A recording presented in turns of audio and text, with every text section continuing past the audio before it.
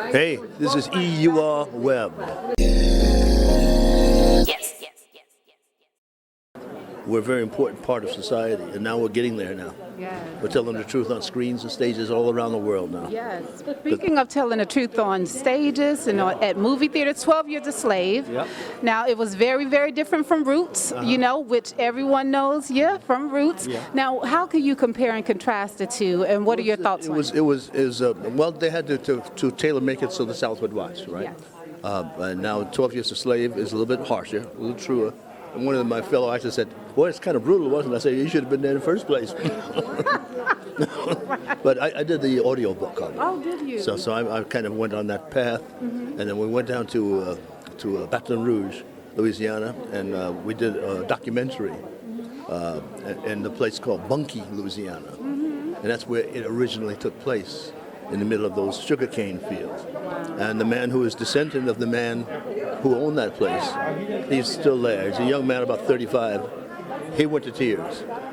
Then his wife was there, and so things have not changed too much. They haven't. Down in that Bunkie. It's still a kind of little isolated community. So we had a documentary, because my foundation is called the Eracism Foundation.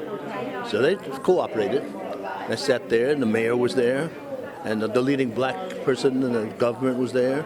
2 young people who want to get out of there as fast as possible. And I got them to feed me. So you'll see it. It's on educational television. You'll see it in about a month.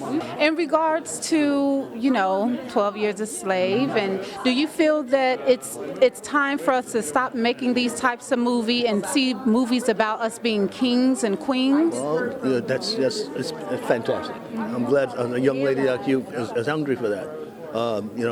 When I started saying that, they just said, next. No, we're still at it, because we know everybody in this country knows from the movies and television where they came from. Right. And for some mysterious reason, our children don't.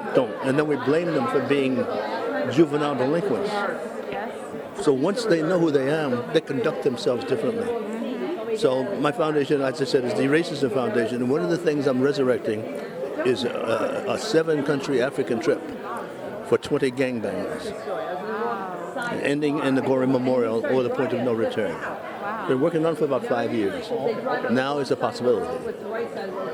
Our children need to know upon whose shoulders they stand. Yes, we do. Back in the old days, I couldn't hit the doorknob until I had some stuff in place.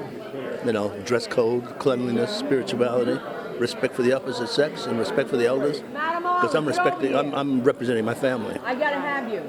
We stopped that.